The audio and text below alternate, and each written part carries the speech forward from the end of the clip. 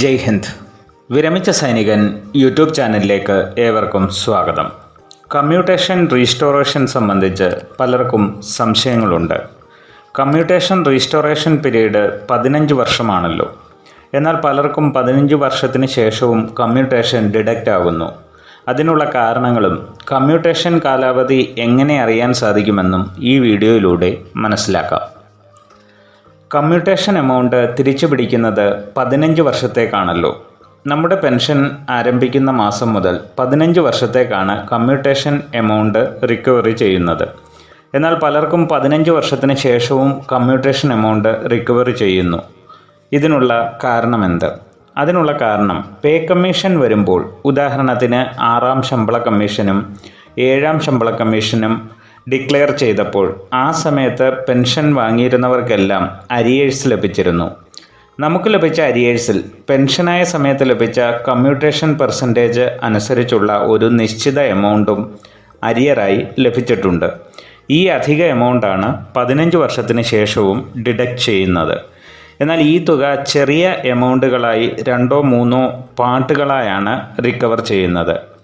നമ്മുടെ commutation റിക്കവറിയുടെ details എങ്ങനെ അറിയാൻ സാധിക്കും? കമ്മ്യൂട്ടേഷൻ റിക്കവറിയുടെ ഡീറ്റെയിൽസ് നമ്മുടെ പെൻഷൻ സ്ലിപ്പിൽ നൽകിയിട്ടുണ്ട്. ഇവിടെ നമുക്ക് 2 പെൻഷനേഴ്സിൻ്റെ പെൻഷൻ സ്ലിപ്പ് പരിശോധിക്കാം. സ്ക്രീനിൽ കാണുന്നത് 2019 വിരമിച്ച പെൻഷനറിൻ്റെ പെൻഷൻ സ്ലിപ്പാണ്. ഇദ്ദേഹത്തിൻ്റെ കമ്മ്യൂട്ടേഷൻ റിക്കവറി 15 വർഷത്തിൽ പൂർത്തിയാകും. കാരണം ഇദ്ദേഹത്തിന് പേ കമ്മീഷൻ അരിയേഴ്സ് ലഭിച്ചിട്ടില്ല. എന്നാൽ 7ാം ശമ്പള കമ്മീഷനിൽ അരിയേഴ്സ് ലഭിച്ച പെൻഷനറിൻ്റെ പെൻഷൻ സ്ലിപ്പ് നമുക്ക് പരിശോധിക്കാം.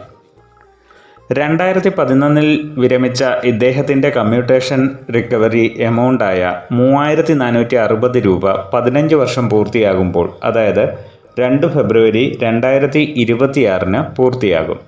എന്നാൽ അതിനുശേഷം ബാക്കി വരുന്ന 605 രൂപ അദ്ദേഹത്തിന് ലഭിച്ച അരിയേഴ്സാണ്.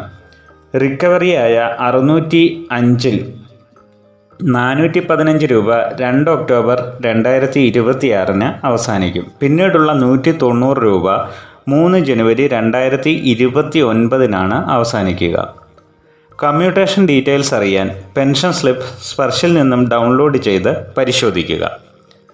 വീഡിയോ ഇഷ്ടപ്പെട്ടാൽ ലൈക്കും സബ്സ്ക്രൈബും ചെയ്യുക. സുഹൃത്തുക്കൾക്ക് ഷെയർ ചെയ്യുക. മറ്റൊരു വീഡിയോയിൽ വീണ്ടും കാണാം.